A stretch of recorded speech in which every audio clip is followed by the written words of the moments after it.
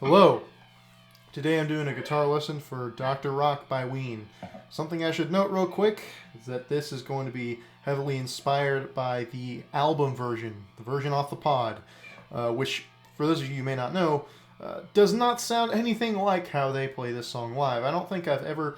The closest I've seen to them playing this song the way it is on the pod is when they play it kind of mid-tempo.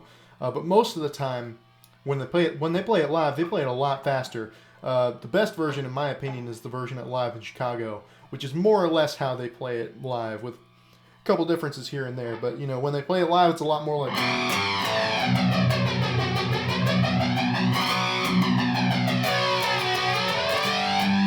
It's a lot faster, right?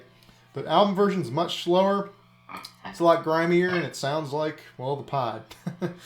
And as such, I'm going to be teaching the solo as close as I can to how it is on the pod. I'm not going to be teaching how Diener plays it live. The structure of the song is slightly different when they play it live compared to on the pod version anyway.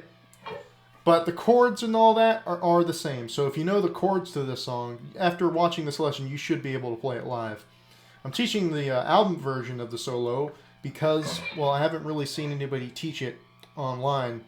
And I can see why, because it sounds like the pod, which means there's a lot of noise and a lot of non-notes. By the way, there's also, I believe, some tape manipulation on this one. It's either slightly faster or slightly slowed down. I think it's slightly slowed down, but I could be wrong about that. Anyway, and I've got some flanging going on, because there's definitely some of that on the recording. Anyway, so the chords we start off with are... Alright, so that's just E major, G major. You could also play as bar chords. Alright, so E, G major, A major. You can also play it here, which is what I think he's doing. A major. And then B. And you're going to be palm muting that B. Throws that in sometimes, right? And you can hear when he throws that in.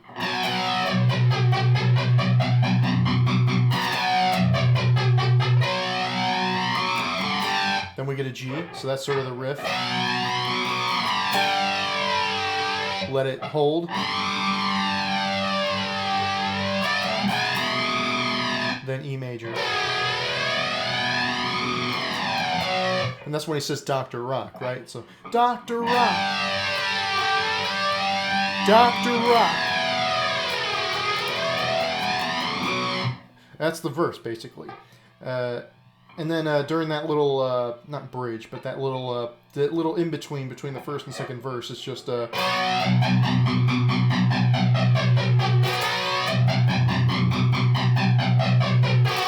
that's just B, right? And then for the other part, which is the, I guess you'd say the B part, and they do this multiple times live. On the album version, he really only does this once. I'll explain what he does the second time. But this part where he is like, ah!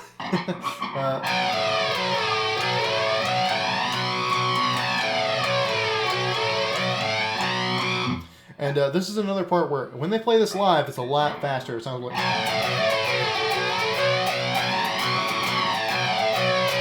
Right? But it's the same idea. It's just a lot slower and kind of stilted sounding on the album, but basically it's just what I think he's doing at first is just B, right, like we did before, and then just letting go and hitting the A string, right, and that you can hear the rhythm of it, like, right,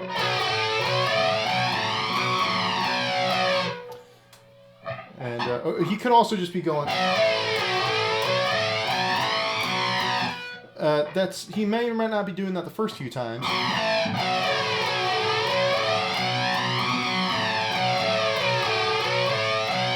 But he's definitely doing it the second time, because you can very clearly hear him going.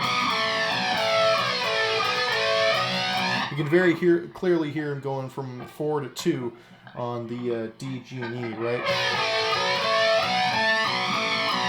And I think he's just playing, you know, to open A major chord and open B major chord.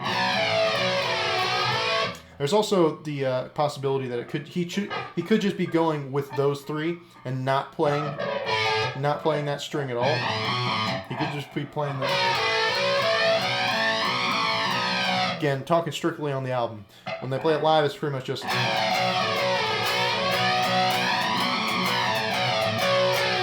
right, but on the album, it's.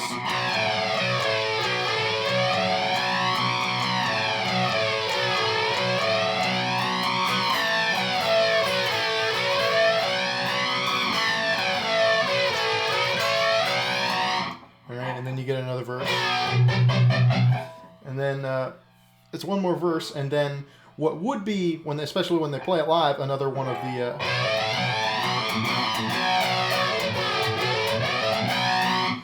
But they don't do that again on the pod. It just kind of goes into the Spacey kind of bridge, and the song just kind of falls apart, right? So I think it's just a couple of guitars holding a B. There might be one that's playing an octave where it's like a. There's definitely one that I think is playing this note right there, and then I think there might be another one that's playing the low B. But there's definitely one that's playing up here or up here. In the 12th fret of the B or the 7th of the E.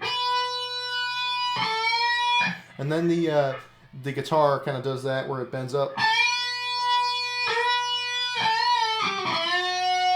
Alright, so that's just, he holds that.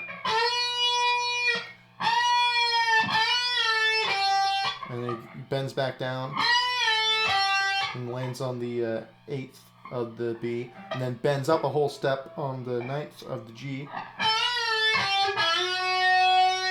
I think it's a unison bend actually, so when you've got that.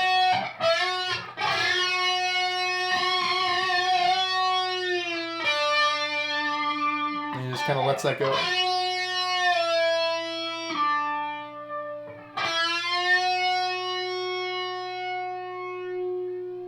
He holds that for a while. And then he, I think there's some, there's like some, yeah, I think that's when I try and emulate. I just sort of plucking the string with my, the string with my finger. But I think in reality, he's just kind of like holding it, and there he's putting like some tremolo and some volume swells on the guitar and all that. And then he does, kind of trills a little bit.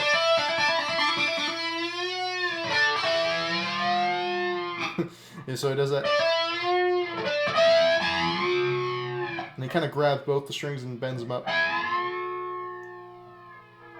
And that's where the quiet, slow part kind of ends. And then we get into the solo, and starts up here. This is sort of my approximation of it. It's probably not going to be note for note. I'm trying to sort of, because I do think there's some kind of cool licks in here, but again, it's the pod, so it's very like sludgy and murky. And there's lots of notes that are just kind of sour notes and stuff that are thrown in. But I'm trying to focus this as like, okay, how would Diener sort of play these notes live if he slowed down and sort of like listen back to him and it's like, okay. So I'm going to try and sort of like clean up these licks and just sort of, just sort of like clarify them, make them a little bit more straightforward. Like, okay, play this instead of like, you know, he might be hitting a ghost note here, you know, because that's not that useful as a lesson, right? So it starts off here. All right. So that's I think he rakes into that note, or as Diener would say, frap, which is where you mute the strings except for the one that you're hitting, and you just rake into it, right? All right. So I think he's doing that. All right. So, and then we go. So that's from 15th to 12th. And then we go to 14 to 11 on the G. And then I think he just sort of hits those over and over again for a little bit. And then that turns into a kind of Chuck Berry where you're bending up to that note. You know, but you're doing it on the D string. All right, so. And and then doing a quick little bend on the 14th of the G back to the 11th. All right, so far we got, and then we got a bend there, and then bend up on the full step on the 17th fret of the B, and hold that for a little bit. All right. Just bring it back down slowly and hit it a couple times. And come back down. And then we do this, which is kind of a quirky lick. Something like that. So start off on a big bend on a full step on 15B, and then do that. I think he just bends it twice, and then it goes back down on the 12.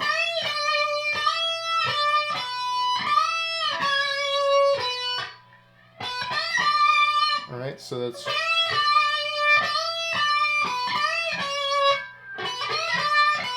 All right, and then so that's going down there to the 14th.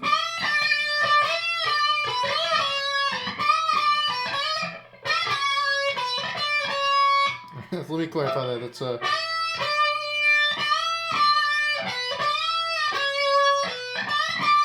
right. So, and then he does 12, 15, 14, then down to 12. All right. So that's, and then going down the G on the 14 and 11th.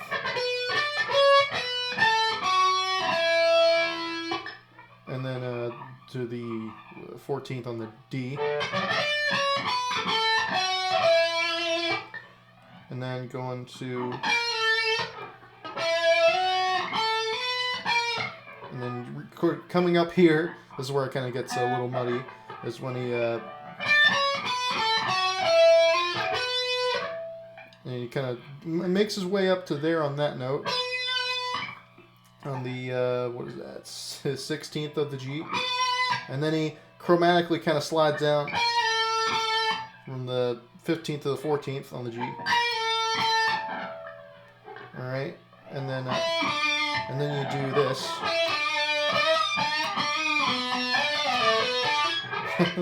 Let's, after this,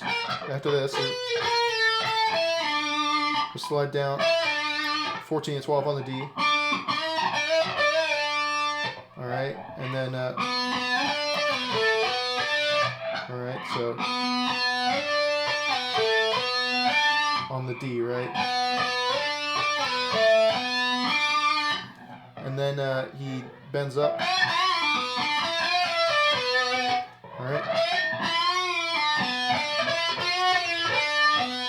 And then he makes his way up.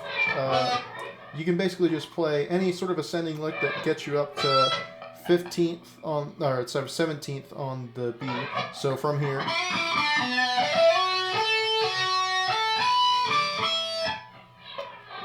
you can. I think he's doing something along the lines of,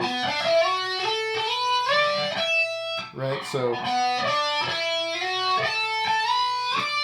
all right. So sliding on the B string there. So.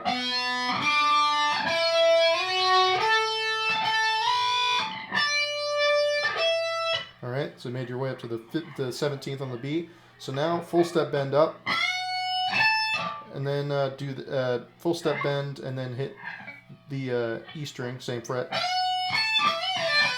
Alright. And then, yep.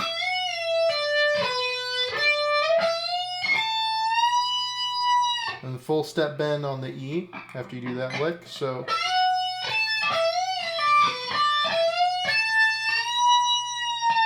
And then another kind of lick that's weird is he goes something like that, right? So he kind of bends up a half step. He hits it like that, right? Something like that.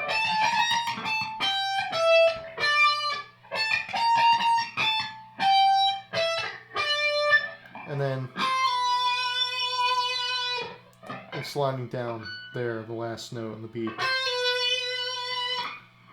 And then he bends up. This is where it starts to fade out, so there's only a little bit left, but he's like, alright.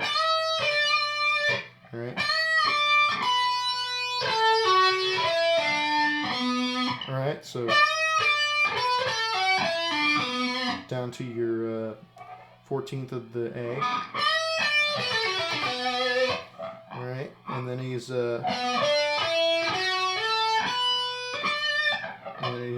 makes his way back up.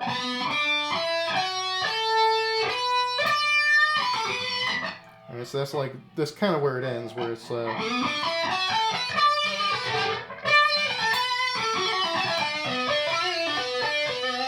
and that's where it fades out to a point where you can't really tell anymore. So just ending on that.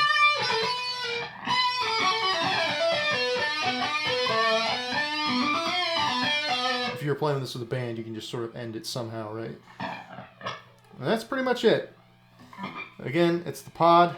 It's a solo. You can just watch. I would recommend just studying if you want to get a feel for how to play it live.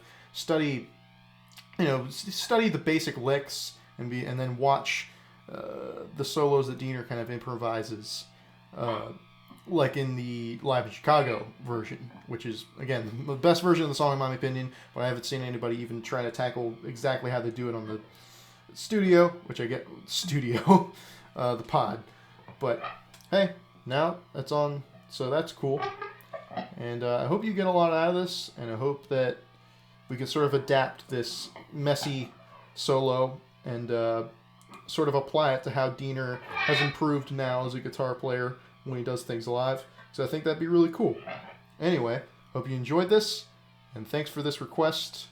I forget who said it, but I'll put them in the description. Thank you. Goodbye.